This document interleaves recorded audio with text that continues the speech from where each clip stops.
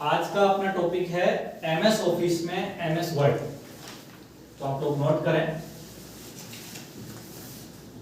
जो MS office नाम का एक पैकेज आता है, उस पैकेज में पहला टॉपिक है अपना आज एमएस वर्ड।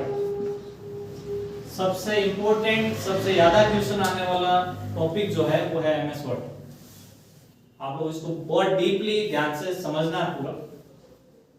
तो एमएस ऑफिस एप्लीकेशन सॉफ्टवेयर है। कल अपन लोगों ने पढ़ा था एप्लीकेशन सॉफ्टवेयर, सिस्टम सॉफ्टवेयर क्या होता है। तो एमएस ऑफिस क्या है? Application software. उसमें पहला अपना टॉपिक है एमएस वर्ड। तो आप लोग हेडिंग नोट कर लें, एमएस वर्ड। अब इसके बारे में डिटेल से पढ़ना है और जो इंपॉर्टेंट क्वेश्चन है, शॉर्टकट है, एग्जाम में कैसे आते हैं, वो सारे आप लोगों को इन्फो में यहाँ लिखा दूंगा सारे। तो पहला टॉपिक हुआ अपना एमएस वर्ड। सबसे पहला क्वेश्चन आता है कि एमएस वर्ड का एक्सटेंशन फाइल नेम क्या होता है। हिंदी में लिखा आएगा विस्तारक रूप।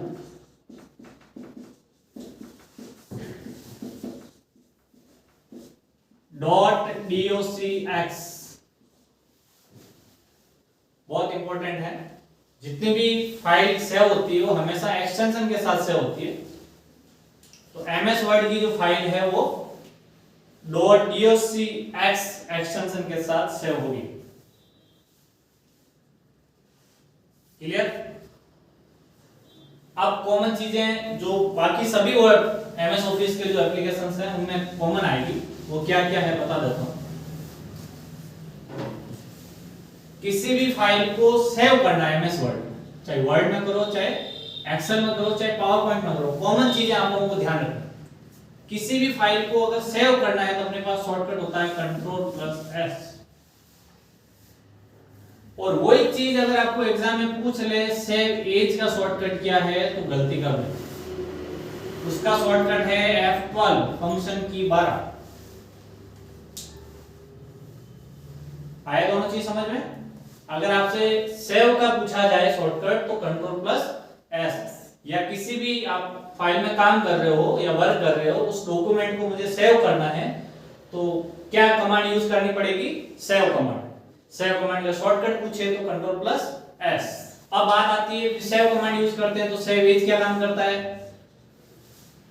सेव एज यूज होता है किसी भी पहले से बनी फाइल की कॉपी बनाने के लिए। To copy of existing file.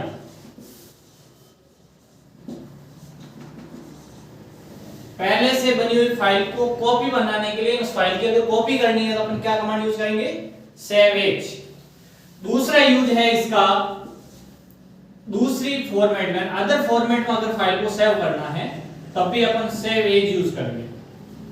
Other format कैसे? अगर आपने एक वर्ड में फाइल बनाई, एप्लीकेशन बनाई, किसी ने आपको बोला मुझे पीडीएफ में भेज दो, तो आप पीडीएफ में कन्वर्ट कैसे करोगे? तो वही अगर आपने पहले डॉक्यूमेंट तो सेव कर लिया था, अब उसको पीडीएफ में कन्वर्ट करने के लिए सेव एज पे जाओ। सेव एज में जाओगे तो आपसे यहाँ फॉर्मेट आता नीचे, सेव एज टाइप, फाइल के नाम के नीचे, वहां आपको अदर फॉर्मेट, मान लो पीडीएफ एग्जांपल में लिखा तो आपको वहां पीडीएफ फॉर्मेट नीचे लिखा हुआ है, उस फॉर्मेट में कन्वर्ट कर दो। या पुराने वर्जन में फाइल को सेव करनी है तब भी क्या करेंगे? सेव एज में कन्वर्ट करके पुराने वर्जन में सेव कर लेंगे, जिससे किसी दूसरे के पास फाइल भेज लो वो आराम से ओपन हो जाए। आया समझ में? सेव और सेव एज में मेन इंपॉर्टेंट, जब तक डिफरेंट पता नहीं होगा तब तक रट नहीं पाओगे उसको। रटने से पूरी गलती हो जाएगी। अब आपको प्रैक्टिकली समझ में आ गया होगा किसी भी फाइल को सेव करने के लिए क्या कमांड यूज करते हैं? Ctrl+S। सेव एज कब बनाते हैं? जब पहले से बनी हुई फाइल की या तो कॉपी बनानी हो या उसको दूसरे फॉर्मेट में सेव करना हो, तब क्या करेंगे? Save as. और सेव एज का शॉर्टकट क्या होता है? F12। आया समझ में? नेक्स्ट, ये सारे एमएस वर्ड के ही हैं, सारे के सारे क्वेश्चंस जो भी बता दो जाओ। अब एक एग्जाम और क्वेश्चंस आता है। अभी जो एमएस ऑफिस आ रहे हैं आपके पास, दो वर्जन जो भी आते हैं, वर्जन अलग अलग होने लगे, टेक्निक चेंज हो गई। 2003 के बाद 2007 वर्जन आ रहा है, 2010 आ रहा है एमएस ऑफिस, 2012 आ रहा है। तो ये इनके वर्जन है। एमएस ऑफिस 2010, 2007, 2010, ये एमएस ऑफिस पूरा लिखा हुआ है। तो अलग अलग वर्जन, यानी 2007 के बाद टेक्निक पूरी चेंज हो गई। 2007 से पहले अगर एमएस ऑफिस आपके पास 2003 था तो उसमें होता था टैब सिस्टम। क्या होता था? Tab system. टैब सिस्टम में क्या होता था? मेनू बार अलग आती थी, टूल बार अलग आती थी। अब ये सिस्टम बंद हो गया, तो अब क्या बन गया? Ribbon system. तो रिबन टेक्निक कैसे हुई, या आपसे एग्जाम में पूछा जाए, अभी जो भी एमएस ऑफिस आ रहे हैं उनमें रिबन सिस्टम आया है, तो किस टेक्निक के बाद में आया है, किसको कन्वर्ट करके आया? तो टैब सिस्टम को चेंज कर दिया रिबन में। रिबन का मतलब होता है, अब मेनू ने आके आपके पास लिखा हुआ था होम, इंसर्ट, पेज लेआउट, इस टाइप से आपके पास मेनू लिखे हुए मिलेंगे। अब क्या हुआ, होम के अंदर जी होम पे क्लिक करते हो तो उसके सारे टूल्स एक साथ आपको दिख जाएंगे। आप इंसर्ट पे क्लिक करते हो, इंसर्ट के मेनू नहीं दिखेंगे, आपके सारे उसके टूल एकदम सामने ओपन स्क्रीन पे शो हो जाएंगे। तो अब वो टेक्निक चेंज हो गई, अब जो नई टेक्निक आई उसको क्या बोलते हैं? Ribbon system. दोनों चीजें ध्यान रखो। क्लियर?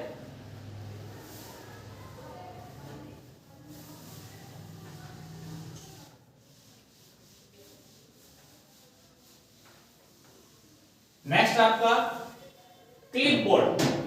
जो एमएस ऑफिस ओपन करता है आप एमएस वर्ड, तो सबसे पहले तो इंपॉर्टेंट क्वेश्चन चलो वो पढ़ लेते हैं। तो एमएस बाय डिफॉल्ट अपने को मिलता है।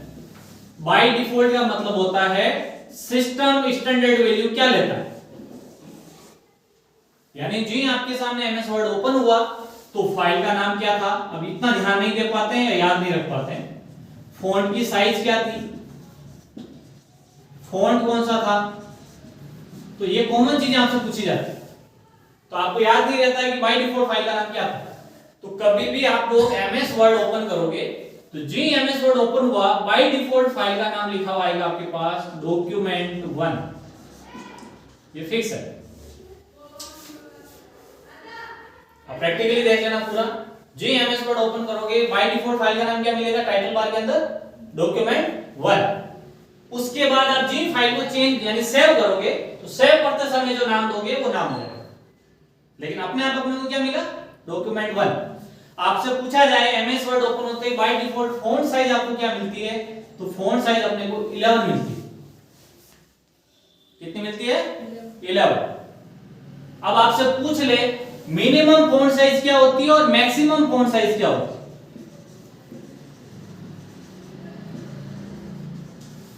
तो एमएस वर्ड में मिनिमम फॉन्ट साइज होती है 8 और मैक्सिमम फॉन्ट साइज होती है 72। बहुत इंपॉर्टेंट टॉपिक है। अगर बाय डिफॉल्ट आपको फॉन्ट की साइज कितनी मिलती है? 11। उसके बाद अगर आपके पूछ ले कि एमएस वर्ड में मिनिमम फॉन्ट साइज क्या होती है, वो होती है 8, मैक्सिमम फॉन्ट साइज क्या होती है? 72। बाय डिफॉल्ट फॉन्ट जो होता है वो कैलिब्री होता है, CALIBR। ये फॉन्ट अपने को बाय डिफॉल्ट मिलता है। इसके अलावा भी बहुत सारे फॉन्ट हैं। कई बार एग्जाम ऐसा लिखा आ जाता है एरियल क्या है, ARIAL ऐसा लिखा आ जाएगा, और ये क्या है, तो ये क्या हुआ? Font. Times new Roman.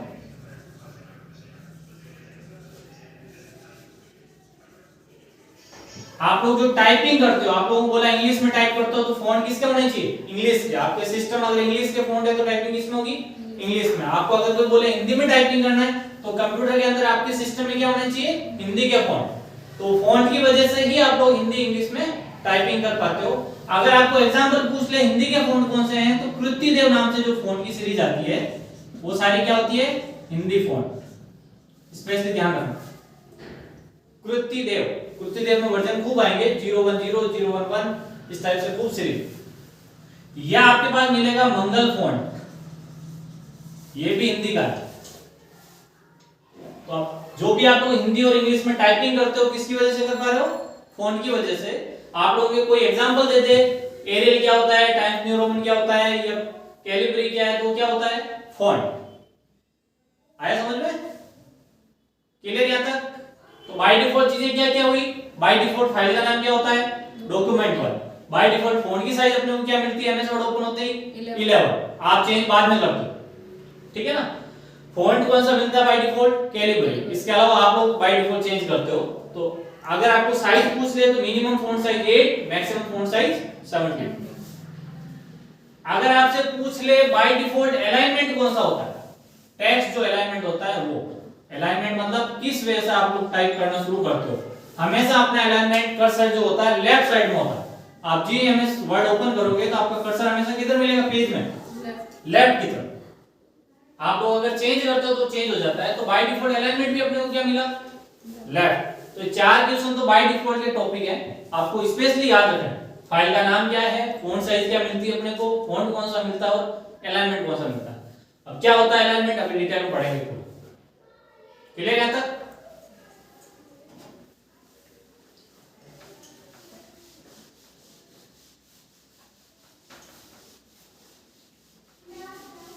Next आप लोगों के लिए आता है क्लिपबोर्ड मेमोरी। एक टॉपिक जो होम पेज ओपन करते हो तो क्लिपबोर्ड लिखा हुआ नीचे एक बॉक्स बना हुआ होता है, उस बॉक्स में ऑप्शंस होते हैं अलग अलग।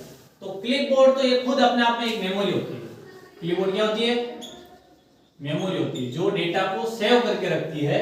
कब तक सेव करेगी? जब तक सिस्टम ऑन है। यानी क्लिपबोर्ड किसका पार्ट हुआ? रैम का। ये मेमोरी के अंदर पढ़ा दिया। तो इनमें कौन कौन सी चीजें आती है क्लिपबोर्ड के अंदर? आप लोग जो भी कट करते हो, जो भी कॉपी करते हो वो डेटा, पेस्ट वाला सारे ऑप्शन है इसी टॉपिक के अंदर लिखा हुआ मिलेगा। और एक होता है आपका पास फॉर्मेट पेंटर।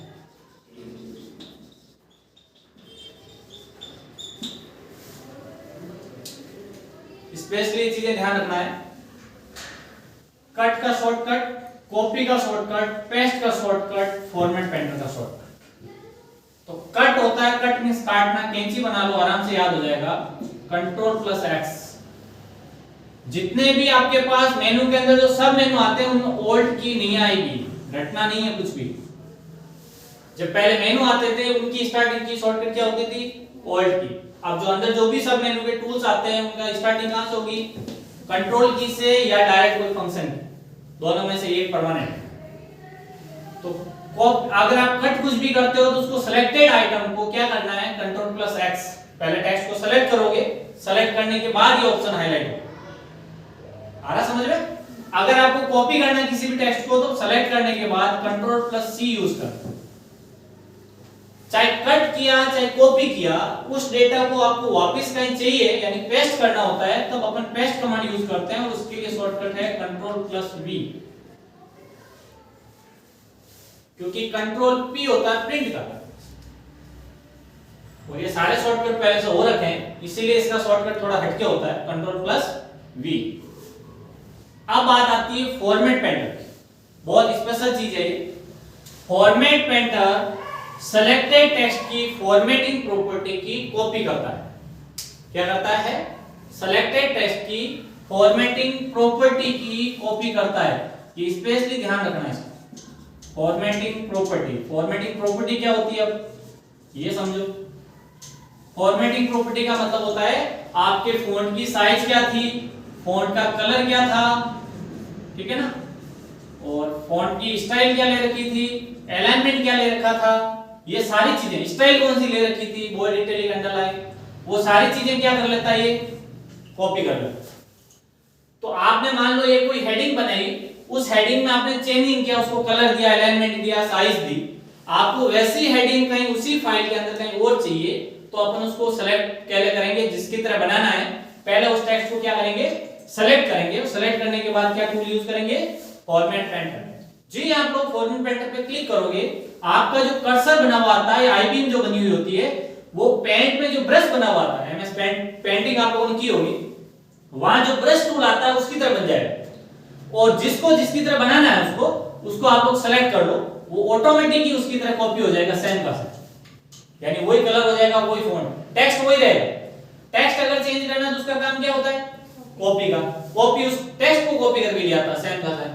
लेकिन मुझे तो सिर्फ उसकी प्रॉपर्टी कॉपी करनी है, फॉर्मेटिंग, तो क्या यूज करेंगे? Format painter. अगर इसका शॉर्टकट पूछ ले तो बस कॉपी वाले के अंदर बीच में शिफ्ट लगा दो, Ctrl+Shift+C। और इसी को शॉर्टकट से वापस पेस्ट करना हो तो Ctrl+Shift+V।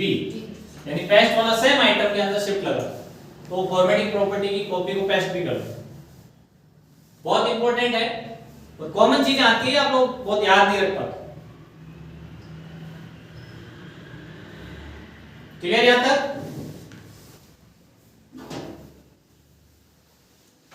नेक्स्ट अब कॉमन चीज क्या क्या है और बता देता हूं। किसी भी डॉक्यूमेंट के अंदर आपको न्यू फाइल ओपन करनी है, यानी इसको बोलते हैं न्यू, यानी फाइल से रिलेटेड ही टॉपिक है सबके अंदर। तो अगर किसी भी सॉफ्टवेयर के अंदर नई फाइल चाहिए एमएस ऑफिस के अंदर, तो न्यू फाइल ओपन करने का शॉर्टकट होता है Ctrl+N। यानी आप किसी फाइल में काम कर रहे थे और आपने बोला नया डॉक्यूमेंट चाहिए, तो उसका शॉर्टकट क्या हुआ? Ctrl+N। नहीं तो फाइल वाला ऑप्शन या ऑफिस वाला जो बटन आता है, ऑफिस वाला बटन पे क्लिक करोगे तो ऑप्शंस आएंगे, new, open, save, save as, print, paste, setup. तो उसमें न्यू वाले में क्लिक करोगे तो नया डॉक्यूमेंट आ जाएगा। वो मैन्युअली हुआ और आपसे एग्जाम में पूछा जाएगा तो शॉर्टकट। न्यू के बाद अपने सेकंड ऑप्शन आता है ओपन। ओपन का मीनिंग होता है पहले से बनी हुई फाइल को ओपन कर, टू ओपन एग्जिस्टिंग फाइल। है ना, आपने कल फाइल बनाई, अभी 1 घंटे पहले फाइल बनाई, वो वापस चाहिए तो कौन सा ऑप्शन में जाएंगे? ओपन वाले में। ओपन की पहला लेटर क्या है? ओ, उसका शॉर्टकट भी क्या हुआ? Ctrl+O। न्यू का फर्स्ट लेटर क्या है? एन, इसलिए शॉर्टकट क्या है? Ctrl+N। ये कॉमन चीजें हैं। सेव का भी बता दिया था, सेव एज का भी बता दिया मैंने, वो सेम चीजें आएगी। प्रिंट, ये कॉमन चीजें हैं हर एप्लीकेशन सॉफ्टवेयर में। तो सेव का Ctrl+S, वापिस नोट कर लो, सेव एज का F12। ये सेव एज का F12 है, सिर्फ एमएस ऑफिस वाले टॉपिक के अंदर ही चलेगा। यानी एमएस ऑफिस के जो भी एप्लीकेशंस है, चाहे एमएस वर्ड हो, एक्सेल हो, चाहे पावर पॉइंट हो, चाहे एमएस एक्सेस हो, उनके अंदर भी शॉर्टकट क्या रहेगा? F12। प्रिंट की कमांड क्या होती है? फर्स्ट लेटर क्या है? P। तो Ctrl+P से क्या होता है? प्रिंट। आपके किसी भी डॉक्यूमेंट को, फाइल को प्रिंट देना है तो कौन से की आप लोग यूज करेंगे? उसके लिए शॉर्टकट है Ctrl+P। तो आप लोग ध्यान रखें, किसी भी एप्लीकेशन के अंदर आपको नई फाइल चाहिए तो Ctrl+N, आपको पहले से बनी हुई फाइल ओपन करनी है तो Ctrl+O, अगर आपको डॉक्यूमेंट सेव करना है तो Ctrl+S, अगर पहले से किया हुआ है डॉक्यूमेंट सेव, उसकी कॉपी करनी है या उसको अदर फॉर्मेट में सेव करनी है, क्या यूज करेंगे? सेव एज, उसका शॉर्टकट है F12। अगर किसी डॉक्यूमेंट को प्रिंट देना है तो उसका शॉर्टकट है Ctrl+P। क्लियर यहां तक?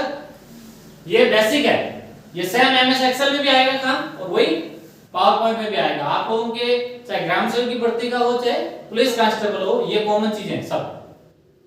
क्लियर यहां तक? नेक्स्ट आप लोग टॉपिक बताओ। एमएस वर्ड के अंदर ही अब कट कॉपी के बाद अपने पास चीज आती है एक तो फॉन्ट। अगर आपको बोले फॉन्ट चेंज करना तो उसका शॉर्टकट क्या है? तो फॉन्ट का शॉर्टकट होगा Ctrl+Shift+F। अगर आपको फॉन्ट की साइज चेंज करनी है, उसका अगर आपको कोई शॉर्टकट पूछे तो Ctrl+Shift+P। अब आपके माइंड में आएगा कि Ctrl+F कर लेते, शिफ्ट क्यों आया बीच में? तो Ctrl+F है वो होता है फाइंड का शॉर्टकट, यानी पहले वो हो गया रिजर्व, इसीलिए सेम शॉर्टकट काम आएगा नहीं। तो Ctrl+F किसका होता है? फाइंड का, इसीलिए फॉन्ट का शॉर्टकट Ctrl+Shift+F। अगर आपको फॉन्ट की साइज चेंज करनी है तो उसका शॉर्टकट होगा Ctrl+Shift+P।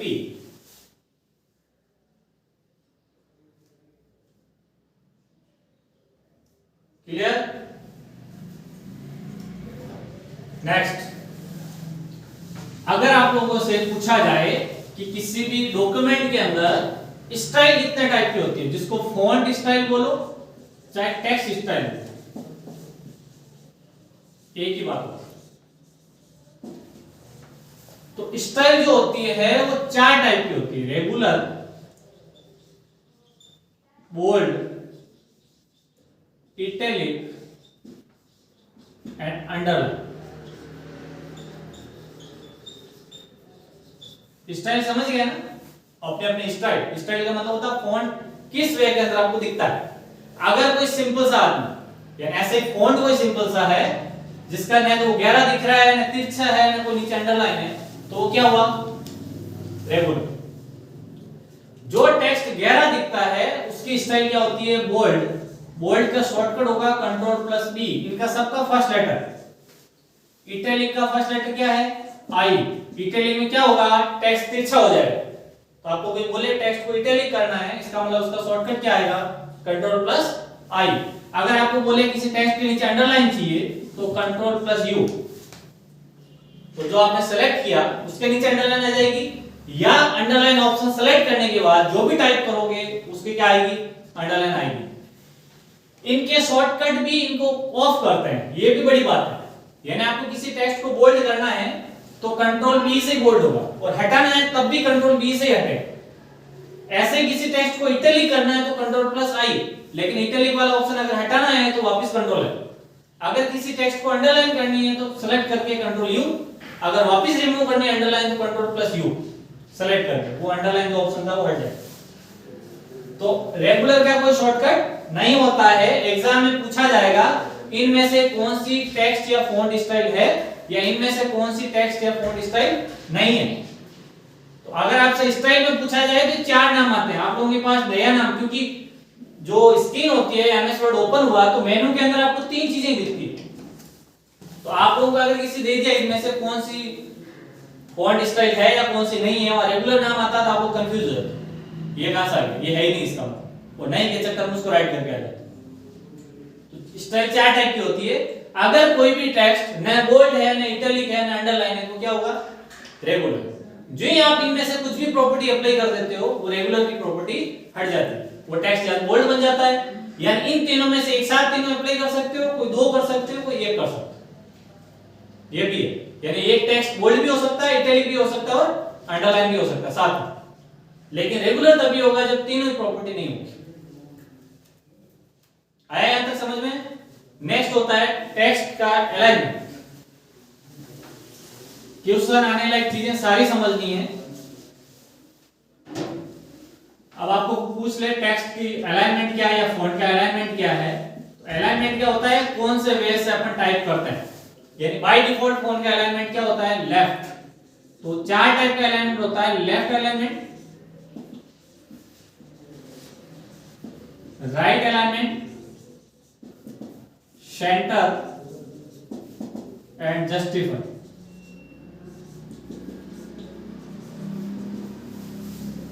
अब लेफ्ट अलाइनमेंट में क्या होगा, इसका शॉर्टकट अगर आपसे पूछे तो कंट्रोल+L फर्स्ट लेटर। लेफ्ट अलाइनमेंट में क्या होगा, जो भी आपकी स्क्रीन है स्क्रीन में कर्सर जो आई बीम है वो लेफ्ट साइड में रहेगी। यानी आप टाइप किधर से शुरू करना करते हो, लेफ्ट से।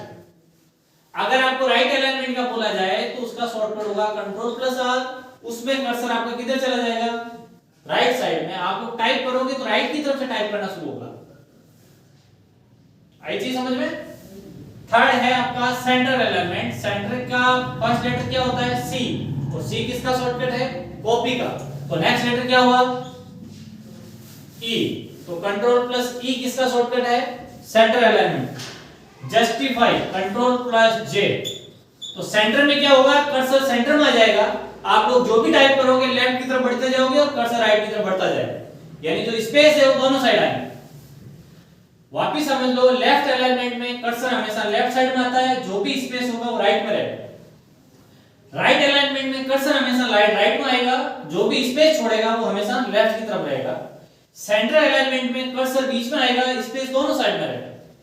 लेकिन अगर जस्टिफाई आपने सेलेक्ट कर लिया तो दोनों साइड में स्पेस नहीं रहेगा, है ना, बराबर इक्विवेलेंट। आप लोग न्यूज़पेपर देखते होंगे, उसमें एक ही पेज से बहुत सारे कॉलम्स दिए हुए न्यूज़, और आप लोग देखते हो कभी भी स्पेस नहीं आता, बराबर लाइनिंग चलती है। यानी अगर आपका ऐसे कॉलम चल रहे हैं तो बराबर चलेंगे सीक्वेंस में, ऐसे नहीं एक वर्ड कम था बीच में रुके, तो बराबर है। दोनों साइड इक्वल करने के लिए क्या यूज करते हैं, जस्टिफाई। जितना भी स्पेस होता है वो बीच में चला जाता है।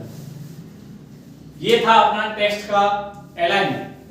तो अलाइनमेंट कितने टाइप का हुआ, 4 टाइप का, left alignment, right alignment, centre alignment and justify. Clear? Next अपना एमएस वर्ड में आप लोगों से अगर पूछा जाए कि स्पेलिंग एंड ग्रामर चेक करनी, क्या यूज करनी है? Spelling and grammar. तो एक तो आप लोग जब टाइप करते हो या तो स्पेलिंग मिस्टेक होती है, आपकी स्पेलिंग मिस्टेक सही है तो हो सके ग्रामर मिस्टेक हो सकती है। अब पता कैसे चले? तो पता लगाने के लिए अगर आपके अंडरलाइन आती है टेक्स्ट के नीचे, क्या आती है? अंडरलाइन। अब कौन से कलर की अंडरलाइन आई तो कौन सी मिस्टेक हुई? अगर किसी के नीचे रेड कलर की अंडरलाइन आ रही है, किस में आ रही है? रेड अंडरलाइन आ रही है, आप जो भी टाइप कर रहे हो उसके नीचे अगर रेड अंडरलाइन आ रही है तो आपकी क्या हुई? Spelling mistake. अगर आपके कोई भी टाइप कर रहे हो उसके नीचे ग्रीन अंडरलाइन आ रही है, क्या आ रही है? ग्रीन अंडरलाइन, तो क्या मिस्टेक हुई आपसे? ग्रामर। ये जो भी ग्रीन या रेड अंडरलाइन आती है ये प्रिंटिंग में कभी नहीं आती, सिर्फ यूजर को समझाने के लिए होती है कि आप यहां गलती कर रहे हो, आप जबरदस्ती रख रहे हो तो आपकी इच्छा है। तो आप पता कैसे लगाएंगे कि स्पेलिंग ग्रामर चेक करना है? तो उसका शॉर्टकट होता है F7। नोट कर लेना, spelling and grammar F7। Spelling and grammar F7।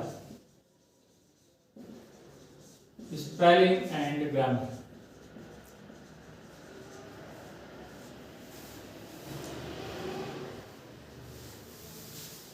Clear?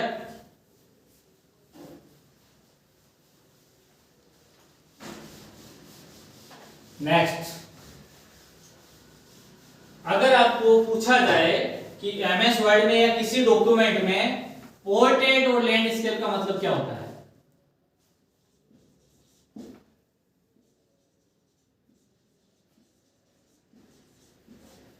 Portrait और लैंडस्केप का मतलब क्या होता है? ये दोनों ओरिएंटेशन होते हैं। क्या होते हैं? ओरिएंटेशन। ओरिएंटेशन मतलब पेपर के व्यवस्थित करने का तरीका। आप लोगों को एग्जांपल में बता देता हूं। अगर आप लोगों के पास पेपर ऐसा है खड़े रूप में तो वो क्या हुआ? पोर्ट्रेट। आ रही बात समझ में? और अगर इसी पेपर को मैं ऐसे मूव करके टाइप करूं तो ये पेपर क्या हो गया? लैंडस्केप। समझ में आ जाना चाहिए आराम से। क्लियर है? तो पेपर का ओरिएंटेशन कितने टाइप का हुआ? दो टाइप का, पोर्ट्रेट एंड लैंडस्केप। पोर्ट्रेट में पेपर खड़ा रहेगा और लैंडस्केप में पेपर एकदम समानांतर साइड के अंदर रिमूव हो जाएगा। क्लियर? जो आप लोग पेपर की साइज लेते हो, कॉमन साइज अपनी चलती है A4। जो लोग आप लोग जीरोक्स करवाने जाते हो तभी पेपर कौन सा यूज होता है? A4। अगर आपसे पूछ ले A5 क्या होता है तो A4 का हाफ। नंबर बढ़ने से पेपर की साइज कम होती है। अगर A6 बोल दे तो और इससे कम होगी साइज। अगर आपसे बोल दे A3 तो A4 की डबल साइज आती है। हाइट और विड्थ आपस में कन्वर्ट होके विड्थ जो डबल होके हाइट में कन्वर्ट हो जाती है। तो A3 पेपर हमेशा A4 से बड़ा होगा। ये चीज ध्यान रखनी है। अगर आपसे A5 का बोला जाए तो इसका मतलब A4 का हाफ पेपर आपसे यूज करवा रहे हैं। क्लियर है? ये होता है ओरिएंटेशन। तो पेपर का ओरिएंटेशन कितना टाइप का हुआ? दो टाइप का, पोर्ट्रेट एंड लैंडस्केप। नेक्स्ट आपकी क्वेश्चंस आते हैं, किसी भी डॉक्यूमेंट के अंदर अपने को कुछ ढूंढना है, कोई नाम ढूंढना है, यानी फाइंड करना है। तो फाइंड करने का शॉर्टकट क्या होता है? फाइंड कर भी लिया, किसी नाम की जगह दूसरा नाम लिखना है, किसी सेंटेंस की जगह दूसरा सेंटेंस टाइप करना है, तो उसके लिए यूज करते हैं रिप्लेस। क्या यूज करते हैं? रिप्लेस। किसी फाइल में किसी पेज पे डायरेक्ट पहुंचने के लिए यूज करते हैं गो टू। ये तीन ऑप्शंस एक ही डायलॉग बॉक्स में आपको मिल जाएंगे, लेकिन तीनों के शॉर्टकट अलग अलग। आपको अगर फाइंड का बोला जाए तो फाइंड या कुछ भी ढूंढना है तो कंट्रोल F करो। जो कंट्रोल F प्रेस करोगे डायलॉग बॉक्स आएगा, आपको वो नाम वर्ड या लिखना है जिसको आप सर्च करना चाहते हो, उस डॉक्यूमेंट में होगा तो बता दें। अगर किसी वर्ड की जगह दूसरा वर्ड लिखना है तो उसके लिए यूज करते हैं कमांड Ctrl+H, यानी उसके लिए रिप्लेस यूज करते हैं। तो दो टॉपिक स्पेशली ध्यान रखने हैं। एक तो सेंटर का अलाइनमेंट होता है Ctrl+E, C नहीं होता है। एक रिप्लेस का शॉर्टकट होता है Ctrl+H, जो H इसमें लेटर होता ही नहीं। और गो टू का होता है कंट्रोल प्लस जी। तो डॉक्यूमेंट में कुछ भी सर्च करना हो, ढूंढने के लिए कौन सी कमांड यूज करते हैं? Find command. किसी वर्ड की जगह दूसरा वर्ड लिखना हो तो कौन सा कमांड यूज करते हैं? रिप्लेस। किसी वर्ड फाइल के अंदर आपको डायरेक्ट किसी पेज नंबर पे पहुंचना है तो कौन सी कमांड यूज करते हैं? Go to. गो टू का shortcut control plus G, replace का कंट्रोल प्लस एच, फाइंड का कंट्रोल है। लेकिन फाइंड के अंदर ही आपको नेक्स्ट फाइंड करते जाना है, यानी इसको बोलते हैं फाइंड नेक्स्ट। उसका शॉर्टकट है F3। यानी आपको एक बार मिल गया, फिर चाहिए तो आप F3 दबाते जाओ। जितनी बार F3 प्रेस करते जाओगे आपको उस नाम से जितने भी वर्ड होंगे वो बताता जाएगा पूरी फाइल में। क्लियर है?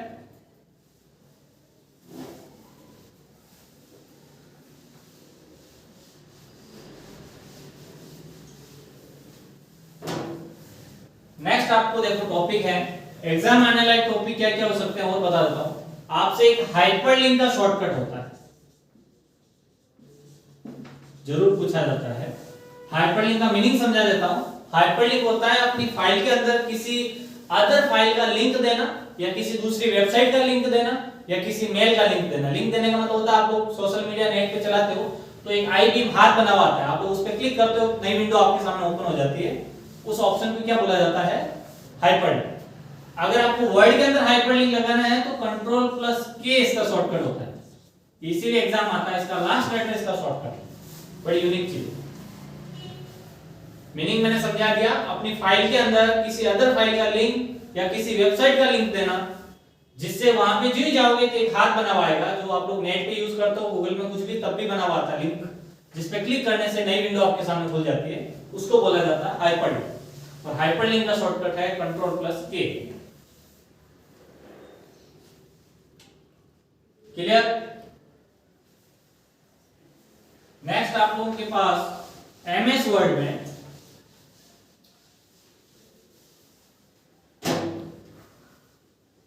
अगर आपको किसी भी डॉक्यूमेंट या किसी वर्ड की फाइल को इंटरनेट पे कैसे दिखेगी ये देखने के लिए रिव्यू में यूज करते हैं, और उसके लिए होता है वेब लेआउट टॉपिक।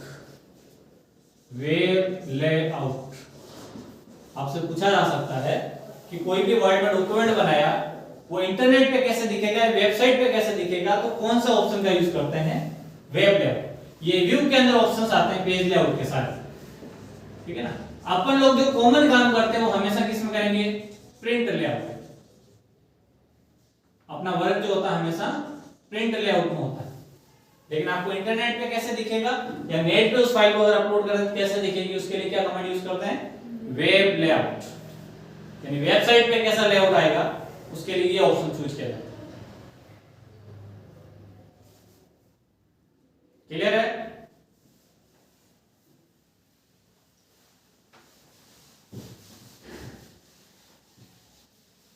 ये टॉपिक थे अपने एमएस वर्ड के जो एग्जाम आने वाले क्वेश्चन थे सारे। क्लियर?